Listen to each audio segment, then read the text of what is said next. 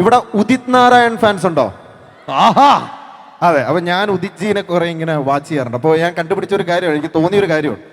ഈ ഉദിച്ച് ഒരുപാട് സിനിമകളിൽ പാടിയിട്ടുണ്ടെങ്കിലും എപ്പോൾ സ്റ്റേജിൽ പാടുമ്പോഴും സന്തോഷമാണ് പുള്ളി. അത് ഏത് പാട്ട് പാടുമ്പോഴും നിങ്ങൾ വീഡിയോസ് യൂട്യൂബിൽ എടുത്ത് നോക്കിയോ, കോട്ടൊക്കെ മാറ്റി ഇങ്ങനെ കൈയൊക്കെ വെച്ച് ഇങ്ങനെയൊക്കെ പാടി തീർക്കും.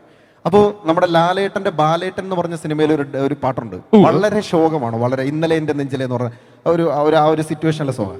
ഇത് ഉദിച്ച് പാടിക്കഴിഞ്ഞാൽ എങ്ങനെ ഉണ്ടാവും എന്നുള്ളൊരു വ്യത്യാസമാണ്. ഇപ്പൊ ലൈവായിട്ട് ഉദിച്ച് പാടാൻ എന്നൊന്ന് സപ്പോർട്ട് ചെയ്യോ ബ്രോ? എന്ന് പാടുമ്പോൾ കൂടെ ഒന്ന് ബാക്കപ്പ് ചെയ്ത്. അപ്പൊ ഉദിച്ച് തുടങ്ങുന്ന ചരണത്തിൽ നിന്നായിരിക്കും. എങ്ങനെയാണ്?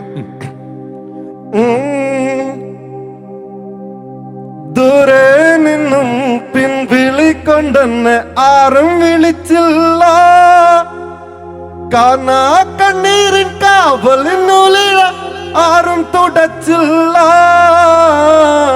ദൂരെ നിന്നും പിൻവിളിക്കൊണ്ടെന്നെ ആരും വിളിച്ചില്ല.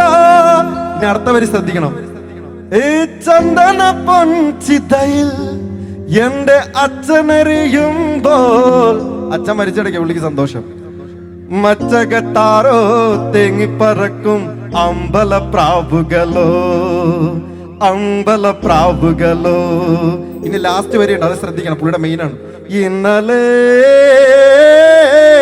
ആഹാ ആഹാ ആഹാ